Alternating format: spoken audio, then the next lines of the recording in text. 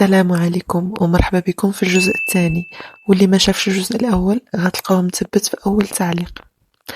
حليت عينيا في أوروبا وبالضبط في إسبانيا، حلم الطفولة تحقق، وأخيرا باب وحليته. في هذيك الجوج ثواني تفكرت حياتي كاملة، تفكرت المعاناة اللي دوزت ولحت عينيا للمستقبل. تخيلت حوايج زوينين، عقلية زوينة مبدلة، ناس زوينين، فلوس، الخير. هادشي هو اللي تخيلت غنلقى في هاد البلاد، ولكن ما كنتش عارفة بلي غندوز أكفى أيامات حياتي. وهكذا غادي تبدا قصتي في الغربة. بداو الناس كيترماو في البحر بالواحد بالواحد، كاينه واحد 50 متر تقريبا خاصنا نكملوها عومان. اول حاجه فكرت فيها هي انني ما كنعرفش نعوم، وتاني حاجه تليفوني اللي فيه النوامر ديال عائلتي كامله، وهو الحاجه الوحيده اللي كان غادي يقدر يعاونني في هذه الغربة، وخصوصا مع اللغة والجي بي اس. نزيد عليها فكرت حتى في الحوايج اللي غادي يفزقوا كاملين، والبرد قاسح. قررت باش ما ننزلش، ولكن القرار ما كانش ديالي. شفت انني ماشي غير بوحدي اللي كاينه في هذا الموقف، ولكن بزاف ديال الناس في الاول ما قدروش ينزلوا، حتى هما فكروا في البرد وتليفوناتهم يقدروا يخسروا.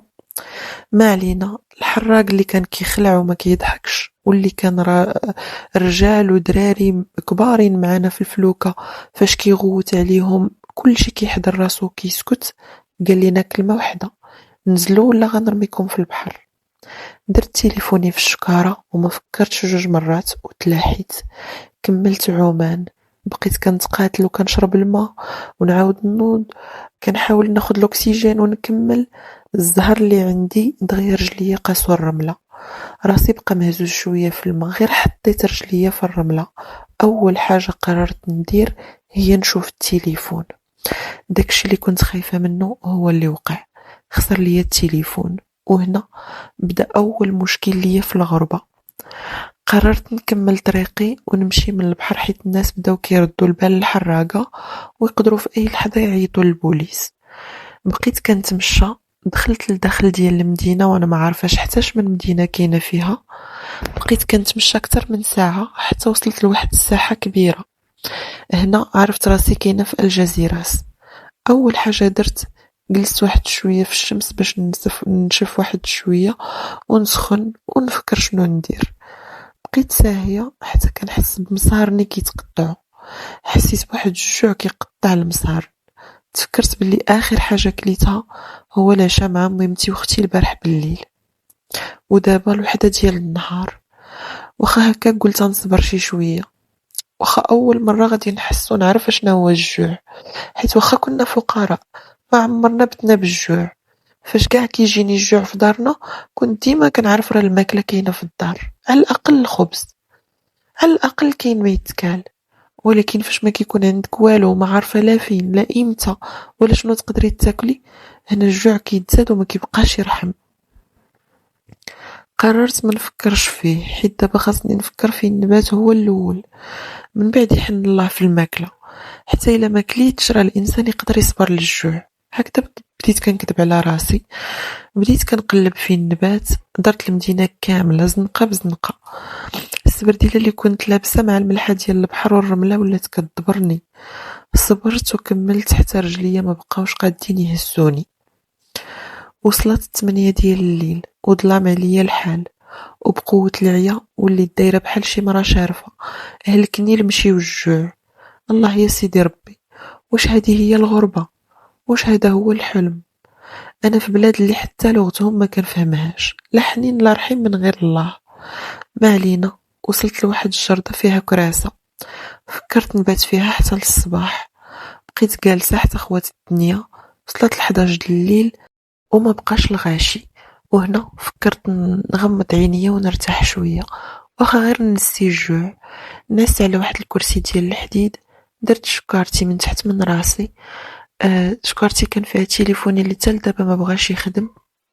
زدت لبست واحد جوج تريكوات باش نتغطى من البرد، وزدت واحد السروال حتى هو لبستو، وبديت كنحاول الناس. ولكن اش من نعاس. خايفة من الليل وسكاتو، خايفة من السمرة وبردها، خايفة من الغاشي إلا جا حدايا، خايفة حتى من الصباح يصبح حيت ما عارفاش اشنو نسبق ولا نوخر. عينيا مغمضين ودماغي ساهي في همومو وكيفكر شنو يدير غدا. جا الصباح وبلا ما نستراح ما والو، نضت قبل ما تعمر الجردة وانا مهلوكة. اول حاجة فكرت فيها هي ناكل. الجوع اللي ولا فيا خلى مصارني كيتقطعو، وحنا تربينا ما نطلبو حتى شي واحد من غير الله. داكشي علاش قررت نقلب على خدمة باش نوقف على رجليا ونبدا حياتي. ولكني الباب اللي دقيتو كنلقاه مسدود. اللي هدرت معاه ما كيفهمنيش شنو كنقول. لقيت راسي درت حوانت، مكازات، قهاوي، ريستورات. بغيت نخدم غير في الحلال باش ربي يسهل عليا ونعاون راسي ودارنا، ولكن والو. وصل الليل ورجعت لنفس البلاصة اللي بت فيها الليلة الأولى. هذه هي ليلتي الثانية في القاهرة والبرد والجوع. الفرق ما بين الليلة الأولى والثانية هي بقوة العيا اللي كان فيا ورجلي اللي ضربوا المدينة كاملة وما بقاوش قادين يهزوني. ما حسيت براسي حتى نعست. لقيت راسي وصل الصباح، حسيت براسي مريضة. البرد اللي كيكون في هذيك الجردة قاصح. الليلة الأولى قاومت حيت بقيت فايقة، ولكن الليلة الثانية مرضت بالبرد وبالسيف. يومين ديال الجوع والبرد، راه هادشي ما كيرحمش. المهم رجليا بداو كيضروني، ما قديتش نوض، ما بقيتش قادة نزيد حتى خطوة. الجوع اصلا ما بقى خلاني نفكر في والو من غير انني خاصني ناكل وصافي. اما الوحدانية حتى هي زادت كملت عليا، خلتني نتفكر جماعتي مع ماما واختي، نتفكر خدمتي اللي واخا هكا كنت فيها معززة مكرمة، ولكن ما رضيتش بالقليل. المهم بقيت بلاصتي حتى بديت صافي كنقول واش الموت هادي، واش وصلت ساعتي، واش غادي نودع. شوية كنسمع السرب ديال الحمام في وسط الشرطة اللي كنعس فيها. دورت راسي، كيبانوا لي الناس كيعطيوهم الخبز والزرع. الحالة اللي وصلت ليها واللي كنت في هذيك الساعة، وليت كنشوف هذاك الخبز هو الامل ديال حياتي، نقدر به نزيد نهار في هذه الحياة. ما فكرتش جوج مرات، مشيت كنحبو حيت ما بقيتش قادة نوقف.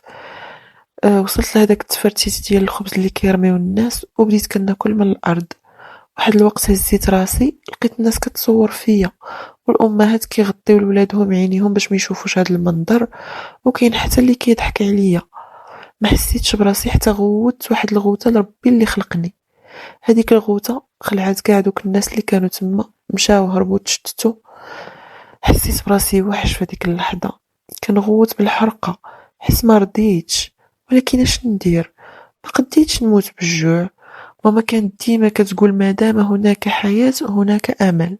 هذه هي الجملة الوحيدة اللي كانت كتقول باللغة العربية من غير القرآن اللي كانت حافظة. ربي كتب لي الناس وناكل من الزنقة ونتشارك حياتي مع الحمام.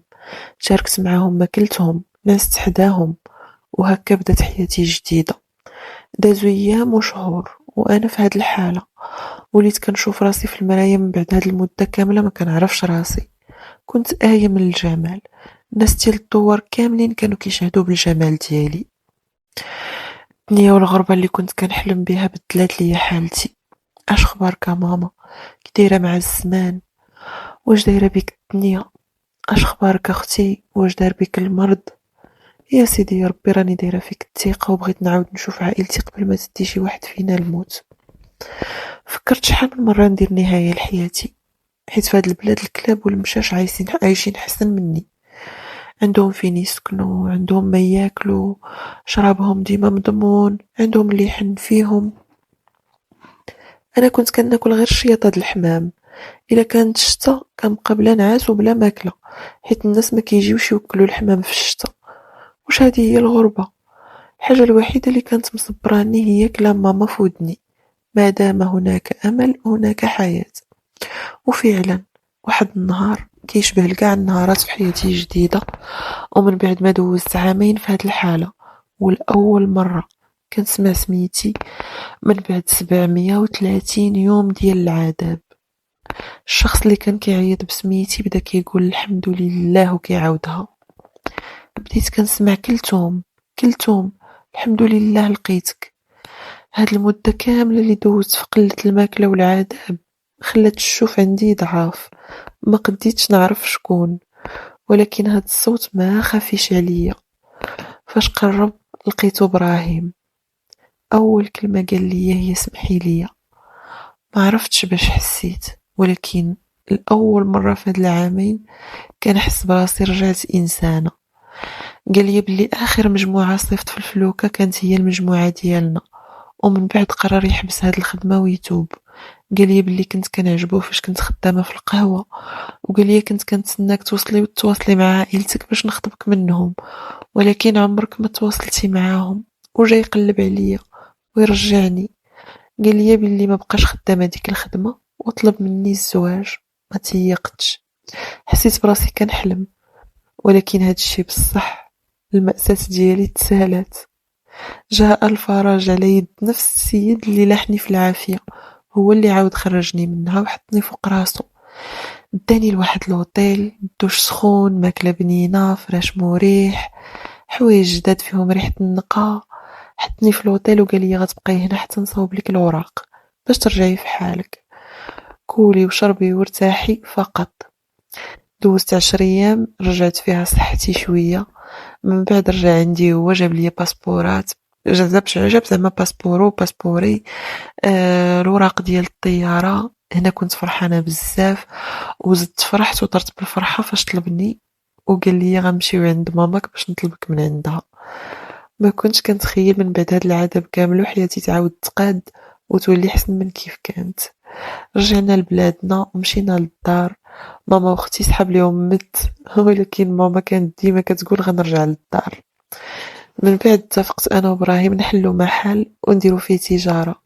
قبلناه بجوج وسهل علينا الله، ولدنا جوج الوليدات مع بعضياتنا، هداية وخليل. اختي الحمد لله تعالجات وماما استقرت حياتها، وكانت هذه هي قصتي مع الغربة. نتمنى تكونوا استخلصتوا منها عبرة زوينة. ما تساونيش من التعاليق واللايكات ديالكم، وتابوناو في القناة فضلا وليس امرا.